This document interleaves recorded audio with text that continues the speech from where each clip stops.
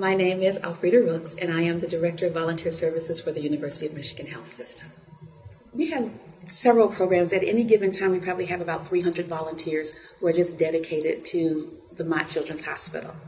And those volunteers may run the gamut from working with our child family life staff in one of the activity rooms. We have a wonderful Bambi backpack program, which is a bedside program where activities are taken directly to the child at the bedside. They get to interact with a volunteer, and when it's all over with, there may be a toy or something that they get to keep after the visit, which is really great for those kids who can't come down to the activity room and be involved in arts and crafts.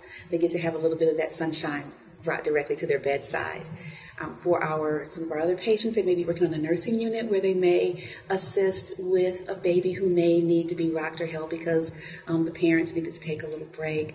There may be a toddler who needs to be played with for that very same reason. Parents may have had to go and speak with a physician and they needed somebody to be with the child. And so the volunteer will be there to kind of play, read. We have a wonderful giving library program that goes around where each child can pick out a book and is given a book, and the volunteer interacts with the child around the book. Volunteer services is valued in our institution, and one of the ways that that's being demonstrated is that I sit on the larger activation group. But I also have an opportunity to go to some of the smaller group meetings. And being in that position, I get to be at the table as folks are talking about what their day in the life is going to be in the new hospital.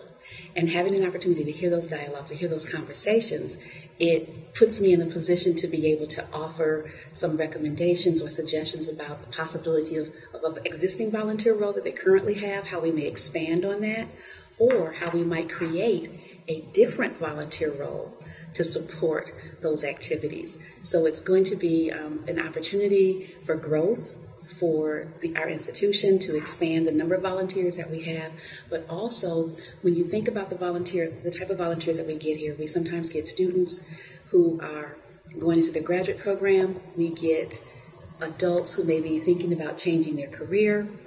This is a wonderful opportunity for them to learn, but also to be in a state-of-the-art facility where they're going to be seeing cutting-edge medical treatment, cutting-edge research being done, where they're also going to see how all of those things come together to support the patient.